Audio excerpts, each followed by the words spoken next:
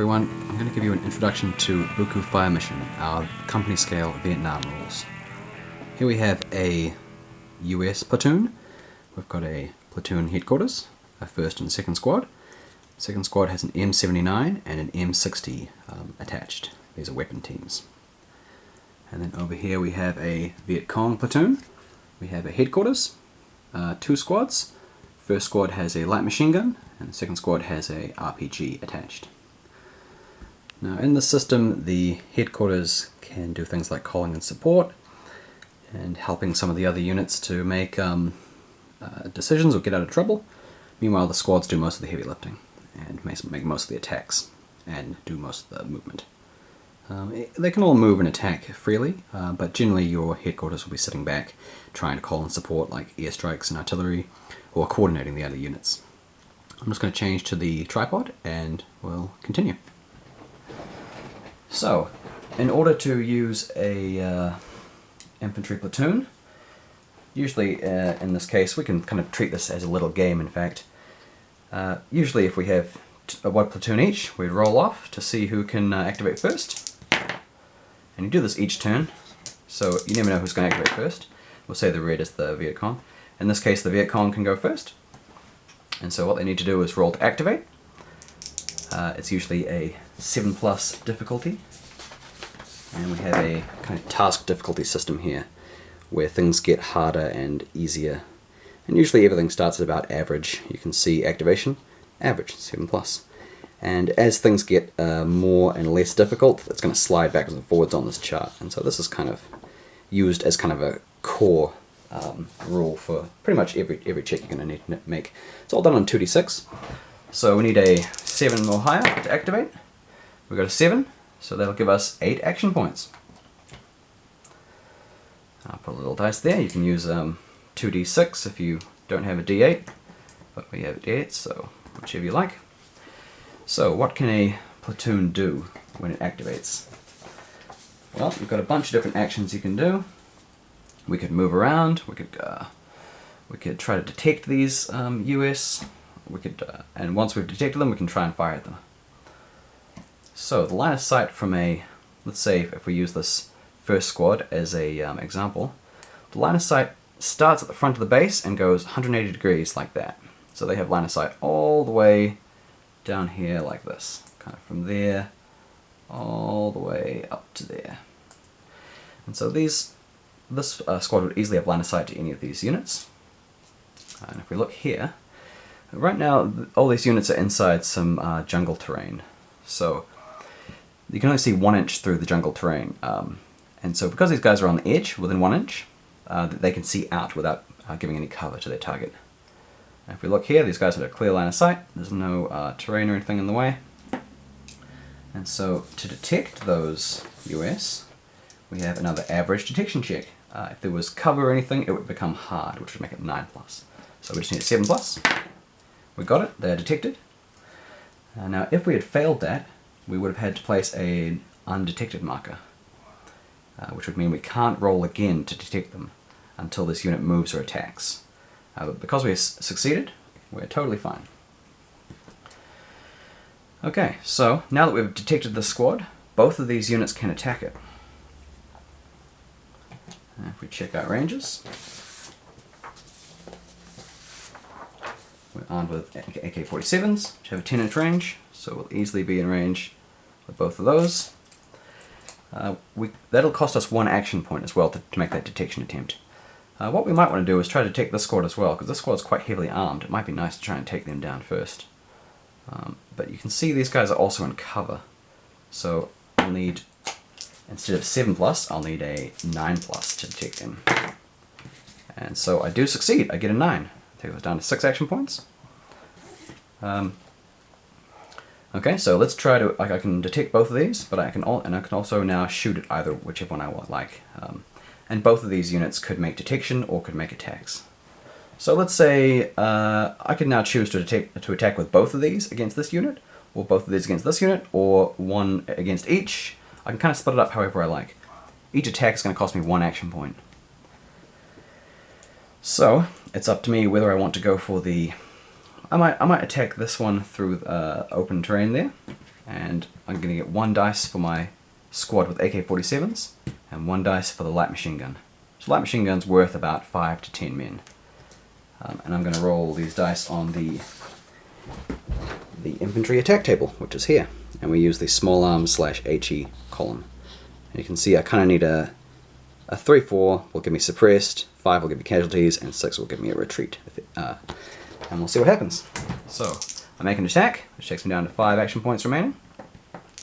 Rolling 2 dice, check the infantry attack table, and they are suppressed. I'm also going to place a tracer marker. So when you make an attack, you must place a tracer marker.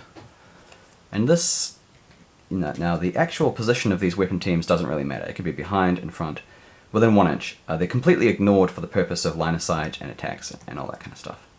So it doesn't really matter exactly where it is. All it does is remind us that this squad has an LMG, and it's used for casualties. So when they take casualties, this LMG will be removed. Now we've placed our tracer marker. Now this makes them easier to detect, because these US will be able to see the tracers coming out of the tree line. It also allows them to automatically detect anything this tracer marker is pointing at next turn. So next turn they won't have to roll detection, they can just keep firing. So we've now used 5 of our, we've used 3 action points and we've got 5 remaining. So we'll attack with this squad against the one in cover. Now let's see, the RPG-7 has a 10-inch range, so we should all be in range. Yep, we're easily in range.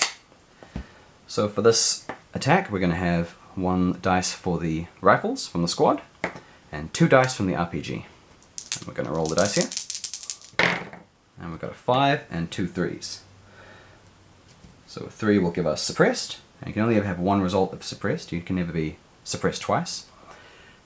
And each squad can be suppressed. Essentially, we're kind of doing things squad by squad when we make attacks. We don't attack the entire platoon. We choose 1 squad to conduct detection and then make an attack. And so now both these squads are suppressed. I also have a result of casualties. So when we have a result of casualties, we have essentially a hard skill check. So we usually use this, and I just put a little marker here to say hard. Now this will be modified depending on if you're good quality or poor quality. If the target was poor quality, it would become very hard. So they're worse at taking cover, and it's just easier for them to get killed.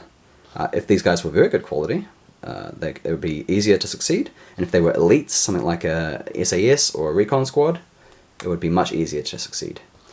And so it starts at 9. Now we also have some cover in between us. I just move this. So there's cover in between these 2 squads. So they're going to count as a light cover, which means it becomes slightly easier. So they've got an average skill check, and they roll 7, which means they succeed. If they were to fail, they would start losing a base for every box they lost by. So for example, if the check was a 11 plus, very hard, and I rolled a 7, the 7 would put me in that box, which means I lose 1, 2 bases. And in that case, I'd lose both of these, and I'd place a casualty marker for each one.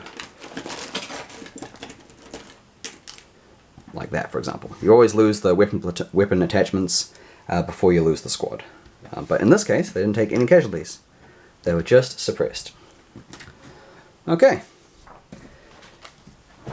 So with this platoon, I have made 2 detection attempts, 2 attacks, so they should be taken down to 4 action points.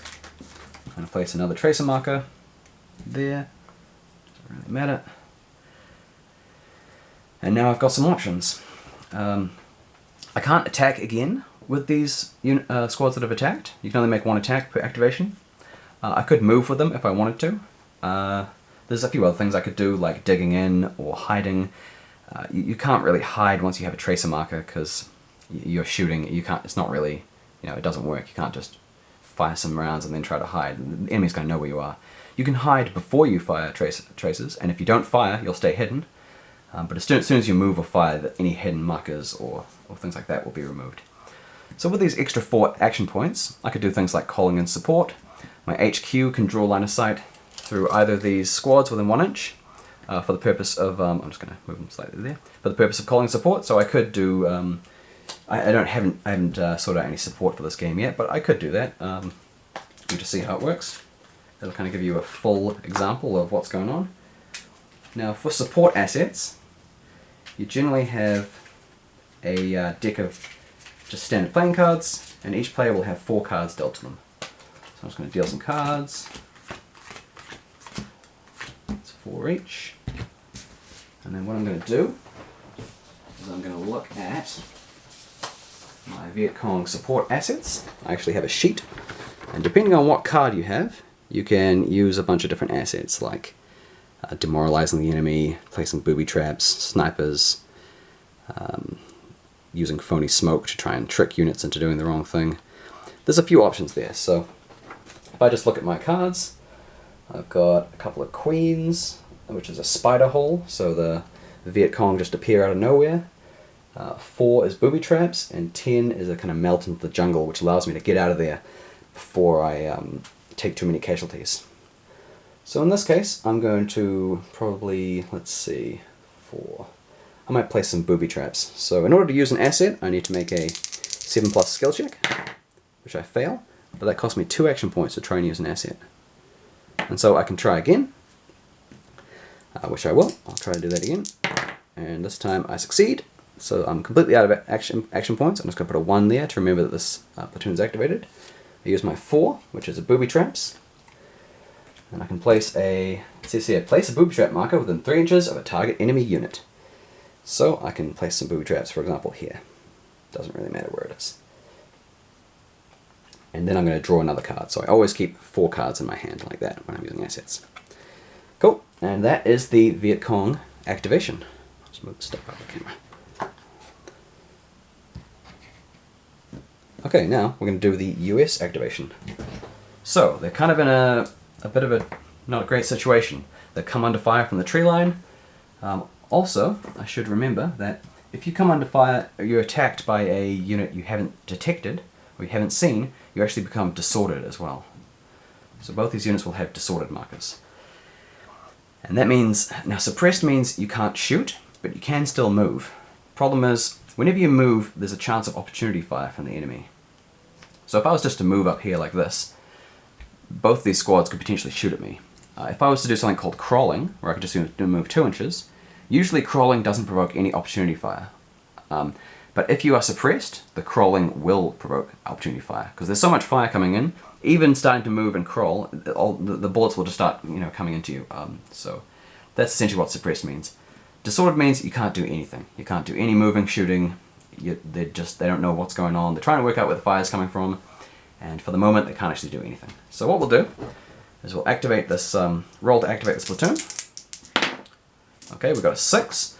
Now I needed a 7, so when I got in this case, I haven't succeeded my activation, which means instead of getting 8 action points, I'll get half that. I'll get 4 action points. Okay, with my 4 action points, I can, my platoon is not suppressed or disordered or anything, and what I can do, I can't remove suppression. Suppression will be removed at the end of my activation here, but I can attempt to remove this disorder here. I can also try and call in support. So it would be up to me how I handle that. I could try to focus on removing the disorder from my men, or I could try to focus on detecting these enemies and trying to call in artillery on them, for example. So I've got a couple of choices there. I'll look at my assets. Let's see what I've actually got. Okay, 2 aces. So I've got 2 airstrikes I can use, as well as artillery and initiative, which actually allows me to add 3 free action points. And that kind of shows the difference between how the Allied units could really use their own initiative, whereas the Viet Cong and NVA tended to follow strict orders from above and weren't really encouraged to use initiative and think outside the box so much. Okay, so I think I'm going to try and call in maybe an airstrike on these Vietnamese here. Obviously neither of these 2 squads can do anything at the moment. I'll first use my initiative to gain 3 more action points. So it takes me up to 7. I'll find another D8 there. Just not bad. And it's free to use. I don't have to roll any any dice there. And I actually just got another initiative when I removed it, so I could use another initiative if I wanted to. We'll see how I get on. I may need that later on. Okay, to try to call in air support, I need to try to detect one of these units. In order to do that, my headquarters is the only one that can call in support. He can't actually see through these units, but he can draw line of sight from any friendly squad within 1 inch. Now only this squad's within 1 inch, this squad's just out of 1 inch. So I can either try to move to somewhere where I can see better, or I can use this squad as my line of sight, and I'll be trying to draw line of sight through these trees, so it'll make it harder to detect these two. It's up to me whichever one I want to do. If I, for example, was to move over here, I can move up to 4 inches when I make a move. This would give me a pretty clear line of sight down there. I could see through 1 inch of jungle. Yep, I can see that. Problem is, when I've moved there, I could draw opportunity detection and fire from this squad. In fact, probably from both those squads. They could both see me come into their line of sight there. So that's a little bit dangerous. So what I might do is just stay there. Don't really want my platoon and my HQ to start coming under fire. So what I'll try to do is I'll try to get detection through this unit, and this represents the commander walking through here, and even though the squad's disordered and suppressed, he can still get up there and have a look around and see what's going on. Okay, so in order to detect one of these squads, I need to make a 7+ skill check, which is average. Now the target is in cover, and the target also has these trees in the way, which makes it very hard. Now the target also has tracer markers, which makes it easier to detect, so that takes it down to a 9+. So I roll to try to detect, and look at that, I detect straight away. That cost me 1 action point, down to 6. So now this one is considered to be detected. I can also try to detect one of these other ones, but I think that's about as much as I need. I'm going to try to call in an airstrike on this unit. So to use an asset, I need to make a 7+ skill check, which I succeed. I get rid of my card and draw another one. And now I can place an airstrike marker. Request air support marker. I can place that on the target unit, and then I'm going to deviate d6 plus 2 inches. Goes that way 4 inches. Something like that. And that actually hits the headquarters unit there. And they take 3d6 heavy ordnance damage. So I roll dice there. Now heavy ordnance has its own column here. So you can see my results were 1, 3, and 4. 3 and 4 are casualties, and the other one is suppressed. So we'll place a suppressed marker there. And we've got 2 results of casualties. So casualty starts at a 9+ skill check, and the extra casualties result makes it harder. So now usually it would become easier because they're in cover, but because it's heavy ordnance, it essentially ignores the cover. It reduces the cover level by 1. This jungle terrain gives you essentially a cover level 1, which is considered light cover, but they now have 0 cover level. So it's going to be a very hard skill check. And they roll a 7, so they failed by 2 boxes, which means they lose two bases. They only have 1 base, so the HQ is actually destroyed there, like that. We can remove the suppressed marker. You can see airstrikes are pretty powerful. The VC also have their own quite powerful support assets, such as squads appearing out of nowhere, and the ability to kind of get away. Okay, so that'll cost us 2 action points, takes us down to 4. Now what we might want to try to do is get rid of some of these disordered markers. So each one will cost me a 5+, it's an easy skill check to try to remove it. So I'll try to do that. This first one, it's removed. That cost me 1 action point, and the second one here, it's also removed. So we use a command to try to remove the disorder. I also would have need to pop a smoke grenade to use that air support, so that cost me another action there. which I think takes me down to actually 1 action point remaining. And with that 1 action point, maybe I'll try to get into a better position with my HQ. I'm going to crawl 2 inches over here. And when I crawl, it doesn't actually provoke any opportunity fire. So I probably actually could have crawled over there to start with. It would have been easier to detect them, but that's fine. It's no problem. And that's the end of my activation with the US. Now, because I moved within 3 inches of this booby trap marker, we will roll a dice to see what kind of booby trap damage occurs. So I'm just going to roll a d6. It's a 6. The unit takes 1 casualties marker, which essentially means my HQ is destroyed, which is not too good. So my HQ has been destroyed by a booby trap, completely incapacitated, and the booby trap marker is now removed. Meanwhile, the Viet Cong HQ has also been taken out, so that's part of the chaos of this game, is sometimes things like that just happen and you end up with all sorts of strange situations. This game is designed not so much as a heavy simulation of the Vietnam War, but more something to create a narrative. And so we have all these kind of strange things that can occur. There's also the mishaps, and units can get lost or lose communications and not be able to call in support. And yeah, that kind of shows you the basics of infantry combat. For example, let's say if I just... okay, and at the end of my turn, I would now remove these suppress markers.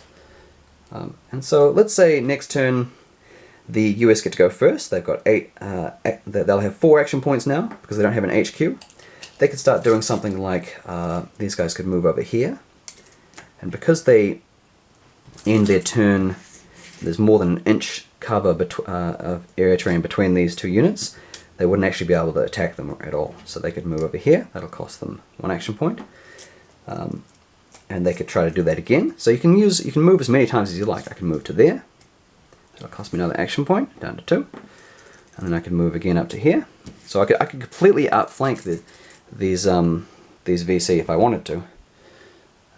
And then for another action point, I could go around over to here. Right now I'm behind them, so they couldn't actually attack me. If I've got an inch of cover there, I can hide behind, and then as I move around there, suddenly I'm outside their line of sight, which extends from the front of their base. So while that will cost me 4 action points, 1, 2, 3, 4 to get there, now I suddenly have a unit in their rear. And they'll need to either react to that by turning to face me and potentially making this squad, getting caught in the crossfire, or try to use some other way to deal with that. So you've got a lot of options with your infantry units. You can make quite sweeping flank attacks. In fact, you can't really see that. If I look up there, there you go. You can now see that infantry platoon has gone all the way around there to the back. Infantry squad, sorry. Yeah, so you've got a lot of options as a infantry platoon. Okay. Now what I might do is go over some attacks against helicopters. I'll move some of the stuff away. Okay, here we have a Huey, and we're going to have just a Viet Cong unit on the squad on the ground there. Now say these 2 units want to activate. We'll roll off to see who activates first. The Huey can go first, so when a unit's on its own like that, it's considered to be isolated. So it needs to roll a skill check as normal, which succeeds, just a 7+, and then it'll get 2 action points.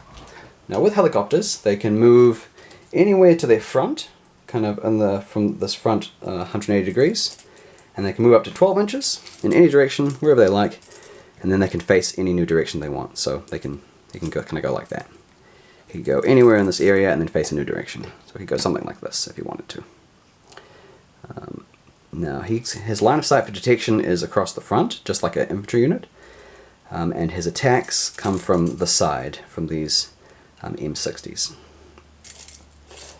And they're 180 degrees each, so I can detect anything within this area, and I can attack anything within this area, which isn't too helpful. It only really gives me an attack area of kind of this little quarter. Unless something was detected by a different helicopter, we could all attack it. So I've got two actions. I can try to detect this unit on the ground. Let's say they're inside some area terrain there, which makes it difficult.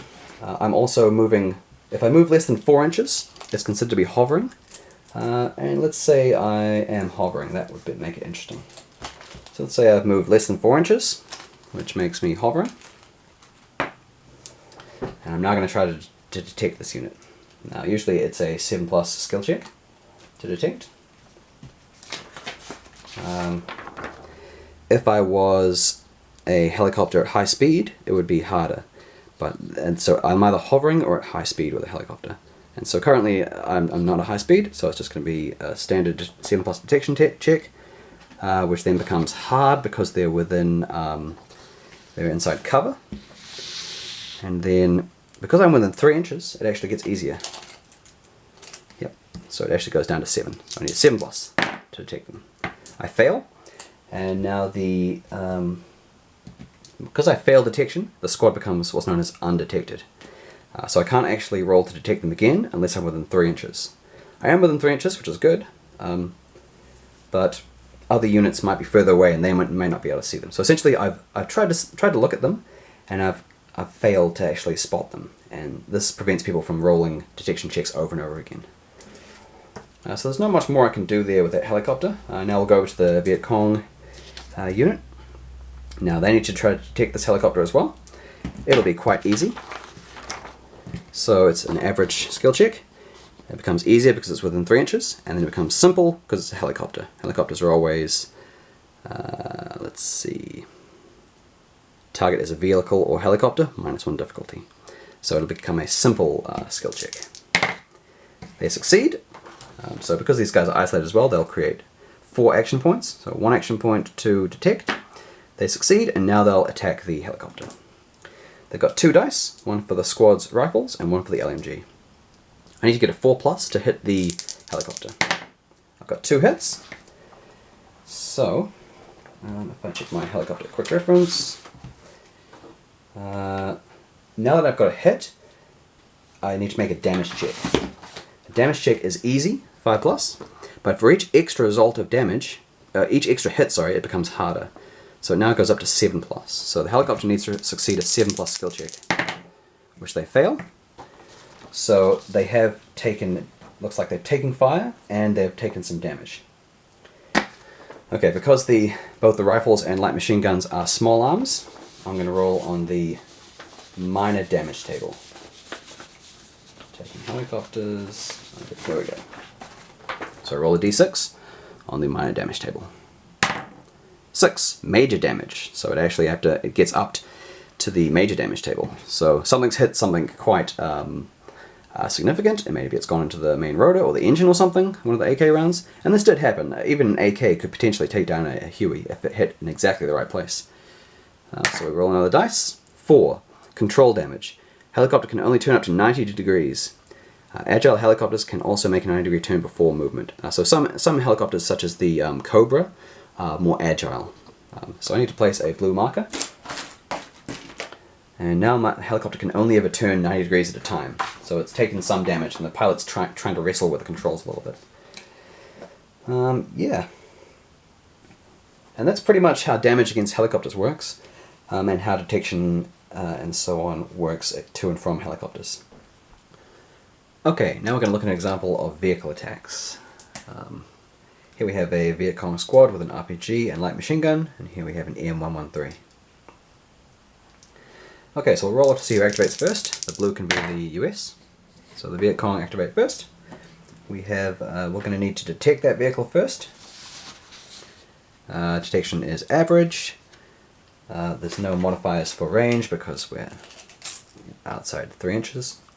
There's no cover, and vehicles are always easier to detect, so it's going to be a 5+ skill check. Because we're an isolated unit, we have 4 action points. We're going to roll to detect. We get a 4, so we don't quite detect it. I don't think vehicles ever become undetected, so we can try again if we want to. 4 again, so we're not doing very well here. Okay, we finally see the vehicle, and we've got 1 action point remaining. So we can now make an attack.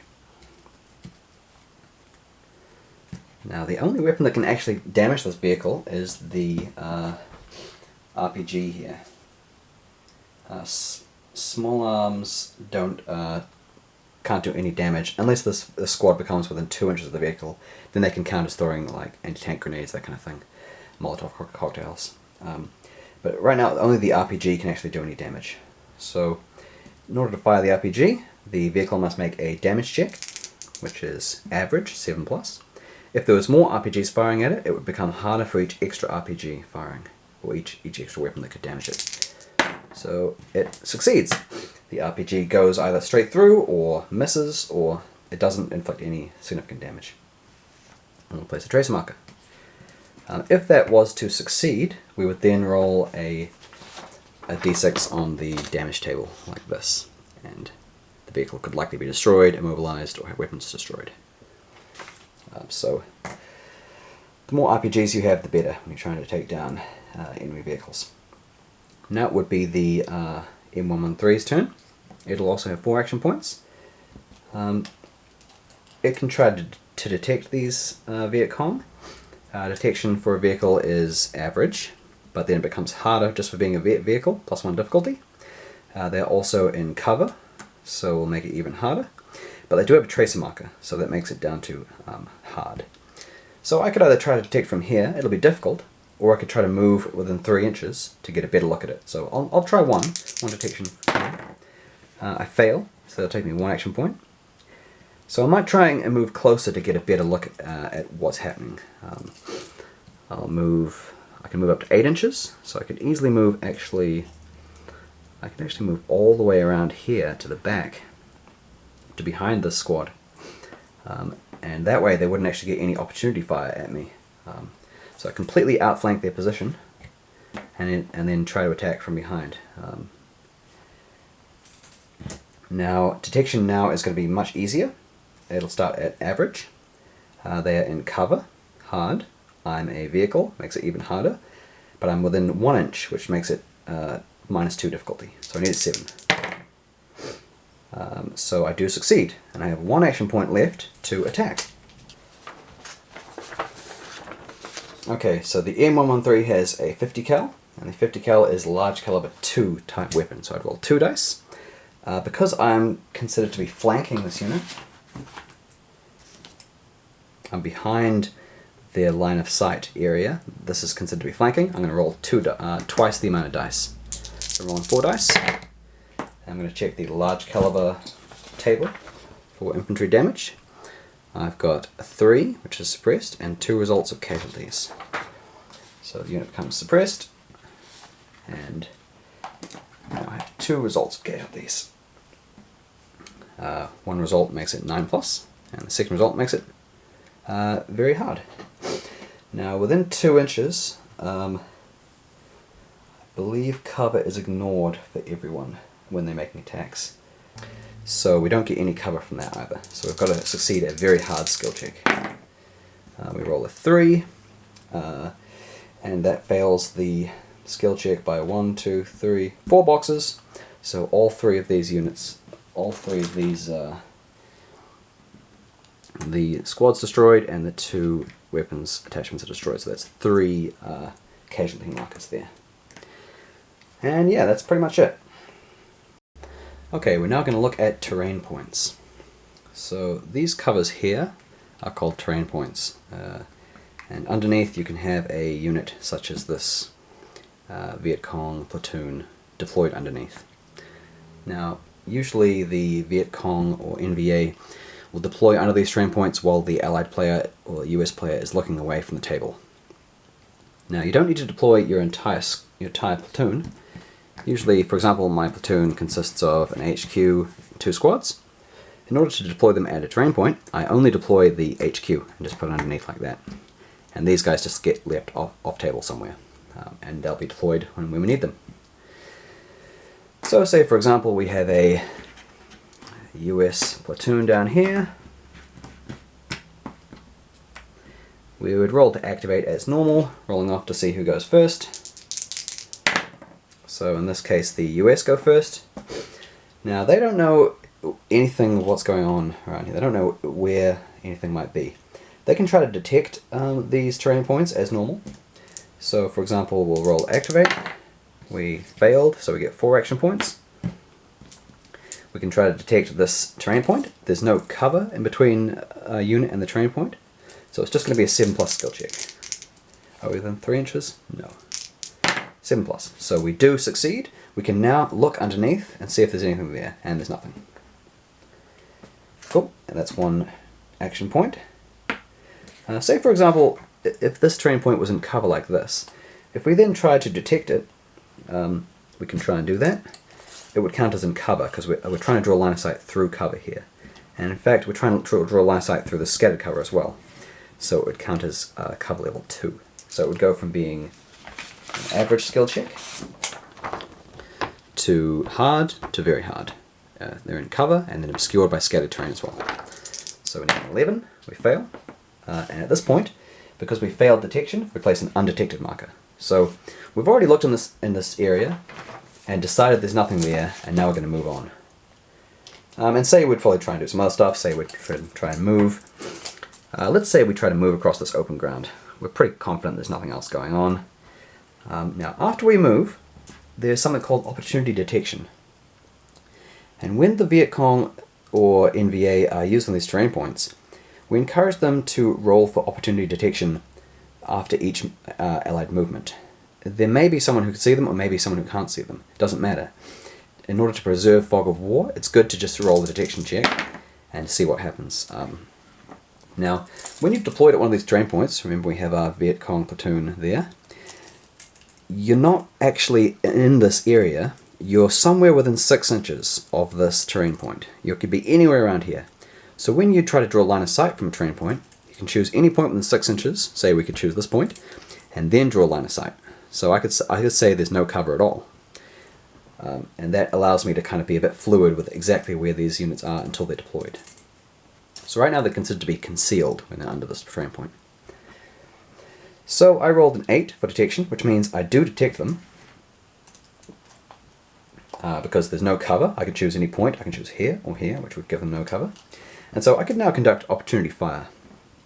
So I'll attack with all the weapons I have in my platoon, and all I need to do is look at my army list for that, and let's say that I've got three squads, so I've got an HQ and 2 squads, which will give me 3 dice for rifles. And I can fire without actually revealing my position at all. So I just fire. Let's say there's no cover, so I just roll an infantry attack table. It doesn't actually do anything. It doesn't cause any suppressed or anything, because it's just results of 1 and 2. And I then place a tracer marker coming from this terrain point. So they don't actually know where the enemy is right now. All they know is they're taking fire from this rough area. Now the US platoon has one more action. They could then move their platoon up, for example.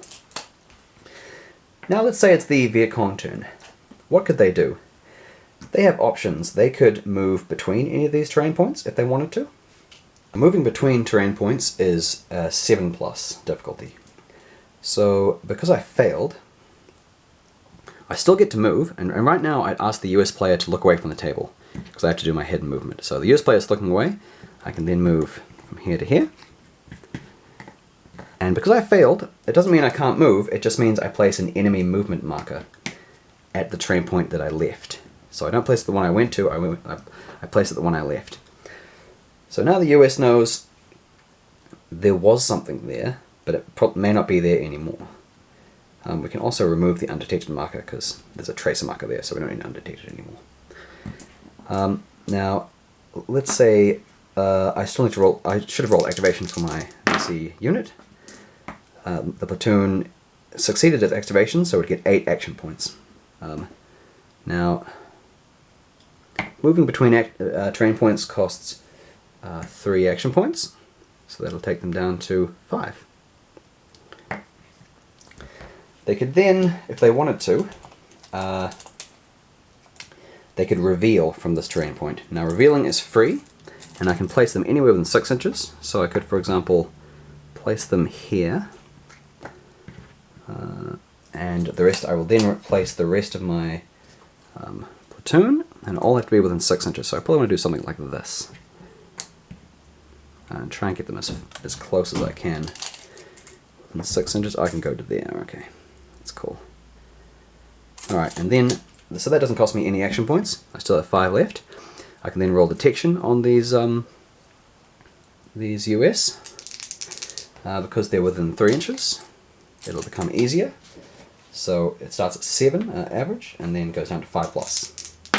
So I easily detect them, that'll cost me an action point. Then I can attack with both of these units. And that'll cost me an action point each. Take down to 2. And so I've got 2 dice. When you're behind this line, any units that are, if I'm in front of this line, it's considered a normal attack, but as soon as I make contact with this line, it's considered to be flanking. So if I'm here, both of these units are going to be flanking this squad. So usually they'd roll 1 dice each for their rifles, but they're going to roll double that amount. So they're going to roll 4 dice in total. So on the infantry attack table, we have 3 results of a 5, which is casualties, and 1, which does nothing. So casualties, 3 results. And what we usually do is just have a little marker on this. Casualty starts at 9, and then we have 2 extra results, which increases the difficulty. So that's 1 casualty results, starts you at a 9. This should read 9, this is an older table. And then it's increased to 12 plus. Now there's no cover, so they just need to roll a casualty check. And they get an 8. And the 8 will be in this range, 7, 8. So because I failed by 1, 2, 3 boxes, the entire platoon is destroyed. The entire squad is wiped out. So I remove all these with casualty markers.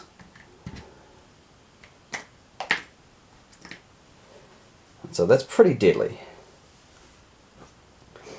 And often we expect the ambush to start pretty deadly, but then once the US work out where the VC are, they can quickly bring to bear some very, very powerful support, such as airstrikes and artillery. So even though entire squads can be wiped out like that, especially when they're in the open like this is a very dangerous place to move. So we kind of expect that if they're just walking in the open field and then suddenly flanked by, you know, about 20 VC. Yeah, so that's pretty much how terrain points work. So if we want to use a recon squad, and recon squads were so well hidden they could often watch the VC while they were moving around, we'd place these unit blinds, these are just empty ones, under each terrain point. So to start the game we kind of have one of these under each one, question marks, and then in order to deploy a recon squad, you replace one of these with a recon squad. That should say recon squad. For example, if I find a recon squad, okay, here we go. So it says recon squad. And so I'll replace that with them, and I do that before the VC deploy, and then the Viet Cong are going to deploy. They deploy. They can't actually turn these over, but they can still deploy like that. And so now we'd start the game. Now when I go to activate, say I'm the US, I have my platoon, and I also have this recon squad. So I could try to activate the recon squad. It's very easy to do so because they're very well trained. And as soon as I activate, I can uncover the terrain point they're at, and I can observe what's going on there. So I'd very easily see, hey, there's actually a whole Viet Cong platoon there, platoon strength enemy force. And so with that information, I could easily relay this to the other US units in the area and coordinate some kind of attack. I could even call in artillery on this platoon using the recon squad, which is underneath here. Or I could try to recon adjacent terrain points. So I could roll to try to recon this one and turn it over, such like with this recon squad. Okay, in order for the Viet Cong to try to detect this recon squad, say if they were under here, and they suspected that there was a recon squad underneath there, they need to roll detection as normal, as if detecting a hidden unit. So usually it'd be 7 plus, it would become 9. So let's say they fail, they could try again, and say if they eventually got a 9, they could then turn this over. And remember, this is all done while the US are turned away from the table, so they wouldn't actually see where this is. And for example, if there was nothing there, they'd just say, oh, well, I don't actually tell the US what's going on. I spent some time doing something, they don't know what it was. But if there was a recon squad underneath, then the recon squad must be revealed, placed within 6 inches. We would then actually place the recon squad on the table. Find a recon squad around somewhere. Second recon. So I would then have to actually place the recon squad. The US gets to choose where they are, and I could place them around somewhere like that. That's roughly how recon squads and terrain points work, so I hope that is useful. Now, if I just cover what happens if you successfully detect a terrain point. For example, if I have some units over here and I successfully roll detection on this one, I turn it over and see there's a enemy unit underneath, then the enemy would have to reveal themselves within 6 inches somewhere. So they'd have to place themselves and their entire platoon somewhere like that. Now I don't count as detecting them just yet. All I've done is kind of work out that there's definitely enemies in the area. Then I'd have to roll detection against the individual units. And this also allows the players to kind of fix their position. Now, to disappear into a terrain point, you need to be out of line of sight with the enemy. So right now these have line of sight to me, I couldn't disappear. But if I was here, I could actually disappear to any terrain point within 12 inches. So say if I was here, this 1 inch of terrain is blocking line of sight, I could then just disappear and go inside this terrain point. And that would cost me, I think, 3 actions or an action. Let me see. 1 action point per unit. So it would cost me a bit to actually disappear my entire platoon. It would cost me 3 action points. And yeah, that's pretty much the basics of Boocoo Fire Mission. I hope you all enjoy, and feel free to get in touch if you have any questions or suggestions. And yeah, happy gaming.